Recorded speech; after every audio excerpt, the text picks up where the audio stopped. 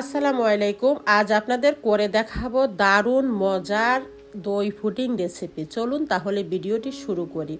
আমি প্রথমে একটি স্কোয়ার শেপের মোল্ড নিয়েছি। এখানে আমি এখন 1/3 কাপ চিনি দিয়ে ক্যারামেল করে নিব পুডিংটা বসানোর জন্য। প্রথমে কাজটা করে নিতে হবে, আর চুলার আঁচ মিডিয়াম টু লো হিটে রেখে এইভাবে হাতের টেকনিক খাটিয়ে পুরো মোল্ডটার ভিতরে ক্যারামেলটা ছড়িয়ে দিতে হবে। এখানে আমি 1/3 কাপ দই পানি ঝরিয়ে এভাবে ফেটিয়ে নিয়েছি, আর এখন আমি 1/2 কাপ কনডেন্স মিল্ক এটার ভিতরে দিয়ে দিচ্ছি, সাথে দিব 4টা ডিম। আমার এই বাটিটা ছোট হয়ে গিয়েছে, মিক্স করা যাচ্ছে না। এখন আমি অন্য একটা বাটিতে ঢেলে মিক্সটা ভালোভাবে করে নেব। দই, কনডেন্স মিল্ক আর ডিমের মিশ্রণটি আমি ভালোভাবে মিশিয়ে নিচ্ছি আর কি। এখান দিয়ে আমি চায়ের মগে 1 মগ ঘন দুধ আমি এখন এই মিশ্রণটির সাথে দিয়ে দিচ্ছি, আর 1 চা চামচ ভ্যানিলা এসেন্স দিয়েছি।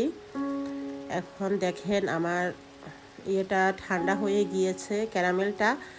এখন আমি একটা চাকনির দ্বারা এগুলা ঢেলে দিচ্ছি, কারণ অনেক সময় দেখা যায় একটু গোটা গোটা থাকে, এই যে তখন মসৃণ হয় না, পুডিংটা খুব একটা মসৃণ হয় না, এই জন্য ছেঁকে নিতে হবে।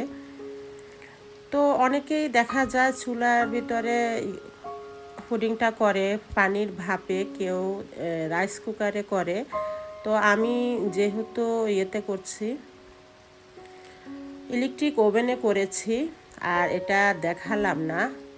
চুলাতে করলে একটু তাড়াতাড়ি হয়। আমার প্রায় 50 মিনিটের মতো টাইম লেগেছে ওভেনে করতে, ইলেকট্রিক ওভেনে করতে। এই যে দেখেন পুডিংটা কি সুন্দর হয়েছে, মাশাআল্লাহ। আর খেতে কি বলবো, এত সুস্বাদু হয়েছে আপনাদের বলে বোঝানো যাবে না। একবার হলেও ট্রাই করে দেখবেন। এই দই পুডিংয়ের রেসিপিটি অবশ্যই ভালো লাগবে। ফ্রিজে ঠান্ডা করে খেয়ে দেখবেন, অনেক বেশি মজা। দই যেহেতু শরীরের জন্য দইটা খুবই ভালো, রেসিপিটি একবার ট্রাই করে দেখতে পারেন। ভিডিওটি ভালো লাগলে একটা লাইক দিবেন, আর আমার চ্যানেলটি অবশ্যই সাবস্ক্রাইব করবেন, পাশে থাকবেন। আল্লাহ হাফেজ, আসসালামু আলাইকুম।